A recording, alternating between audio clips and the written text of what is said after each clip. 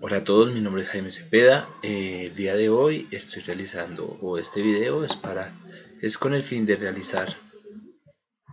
un trabajo alternativo al trabajo de parcial del curso de Patrística de San Agustín, la Escolástica y Santo Tomás de la licenciatura en Filosofía e Historia de la Universidad de la Gran Colombia, con el docente Luis Alberto Verdugo y el grupo 46. El día de hoy me corresponde hablar un poco sobre el libro de Confesiones, sobre Confesiones de San Agustín, libro primero, y los 4 capítulos del libro segundo. En este se habla de los primeros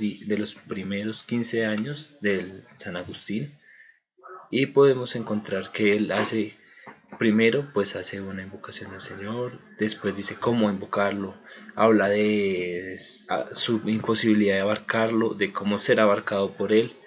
de cómo éste le dio la vida, cómo es englobado por él. Empieza a mencionarnos la inmensidad, la imposibilidad de abarcar, cómo abarca Dios al hombre, cómo Dios abarca todas las cosas y al mismo tiempo no se desborda sobre ellos, sino que, por decirlo de cierta manera, hace que éste crezca sobre el hombre, o sea, hace que el hombre crezca para poder llegar a él, no de manera contraria.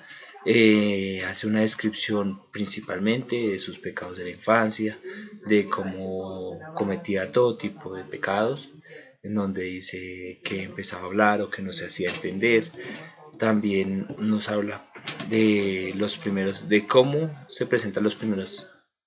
pecados, por decirlo así, en la infancia, en el que él llegaba a robar o comía más por gula o empezaba a probar los placeres de la carne, y de cómo su padre trataba de convertirlo o llevarlo hacia un punto en el que, por ejemplo, encontramos que el padre no era de la religión católica, cristiana en ese entonces, y que siempre trataba de convertirlo, de llevarlo hacia el otro lado, y que era la madre quien en su momento lo guió por el buen camino, trató de enseñarle lo que Dios le infundía y que no se le daba más sino lo que él quería y lo que su gozo llenaba. También nos empieza a describir cómo él empieza a hablar, cómo habla de sus juegos de infancia, cómo el estudio fue importante para él, pero no en la medida de crear un cariño o un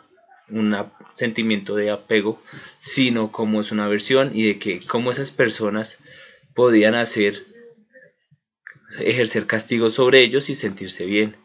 Y que, por ejemplo, que los rencores entre niños eran más pequeños que los rencores entre adultos. También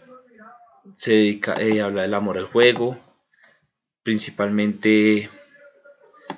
él habla del bautismo, de que porque hace una analogía entre el bautismo y la sanación, de que si él está enfermo, si él está herido, porque no lo pueden sanar. Y se entiende y se le explica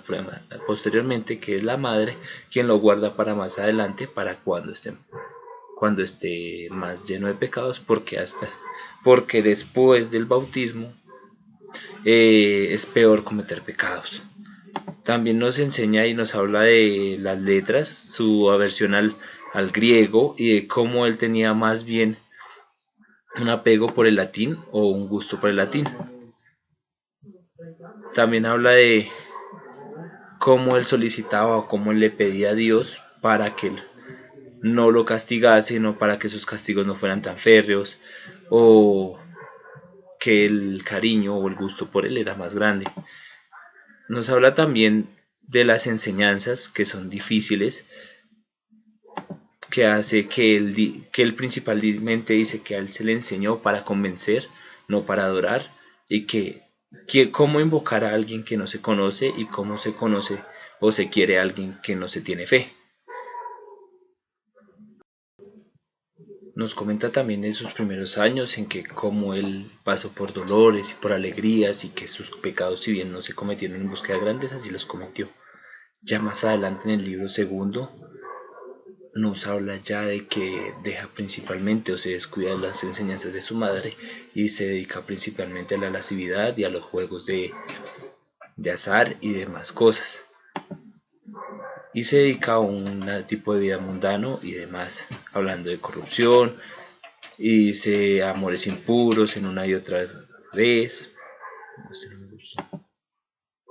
No. Nos habla de qué manera encontramos en San Agustín una persona totalmente común, aun cuando lo describe casi más adelante, o bueno, más adelante, de todo lo que hizo, habla de todo lo que hizo en su adolescencia, de su concupiscencia, en el que se dedica a la lascividad, a los juegos, en el que descubre, o no lo descubre, sino que se va dando cuenta de que esas cosas están mal, y habla del intento de los padres para que él estudiase, para que él aprendiese, para que él dedicarse, pero no por la moral ni por la fe, sino por el estudio y para llevar al convencimiento. Es por esto que más adelante, ya en uno de los terceros, cuartos capítulos, habla del hurto que hizo en compañía de otros, que es un capítulo bastante importante, o a mi concepto, porque habla de que él no necesitaba eso, ni nunca lo quiso, sino simplemente lo hizo porque le sabía más dulce el fruto derivado del hurto. Y esto pues genera mucha conmoción, ya que si uno observa, pues San Agustín, por decirlo de cierta manera, uno esperaría un calificativo distinto de una persona, pues con la denominación de santo. También nos encontramos aquí que hay muchas definiciones en cuanto a lo manejado anteriormente, junto con la clase de Plotino, en las que nos habla de lo místico, de lo que nos habla de un uno racional en su totalidad. O sea, de que no hay nada más racional ni no hay nada más perfecto y que todo está cargado de él. Y que si no está cargado, por lo menos en todo, está cargado en parte. Encontramos que hay una división, a diferencia de Plotino no se habla de un monismo, sino él habla de Dios y de su criatura. Esta criatura entendida en que puede ser mala o puede ser buena. Entonces no se habla de tantas divisiones en cuanto al alma, pero sí habla de que todo lo que quiso, todo lo que pasó, o sea, que él bueno, se habla de que principalmente, por ejemplo, la familia, de los errores del padre se beneficiaba al hijo, porque así lo quería Dios, y de los errores de Agustín era su castigo. En este punto podemos entender que él habla de un racionamiento o de un ser que piensa de tal manera que puede hacer que las cosas se acomoden aun cuando pareciese que es la voluntad del hombre la que actúa. Pero en este caso no se evidencia, o sea, en este caso, o sea, se tiene una idea de libre voluntad, pero ahí también se dice que la enseñanza se la va dando Dios y, por ejemplo, que él le va dando esas enseñanzas y que por amor a eso él abandona ese tipo de situaciones o ese tipo de dificultades, por decirlo así,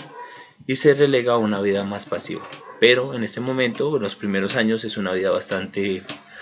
frenética, por llamarlo de esa manera, en el que lo hurta, en el que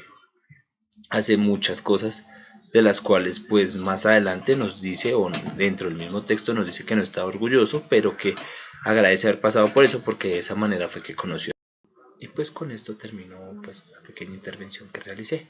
Muchas gracias.